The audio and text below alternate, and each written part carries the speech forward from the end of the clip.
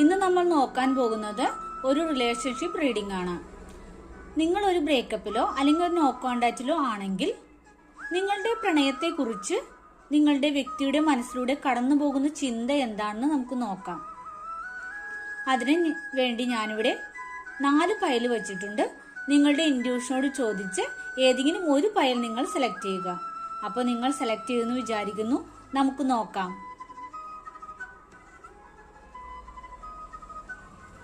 നിങ്ങൾ ആദ്യത്തെ പൈലാണ് സെലക്ട് ചെയ്തെങ്കിൽ നിങ്ങളുടെ വ്യക്തിയുടെ മനസ്സിൽ ഇപ്പോൾ നിങ്ങളോടുള്ള നഷ്ടപ്രണയത്തെക്കുറിച്ചുള്ള ഓർമ്മകളാണ് ഇപ്പോൾ നിങ്ങളുടെ വ്യക്തിയിൽ ഉള്ളത്.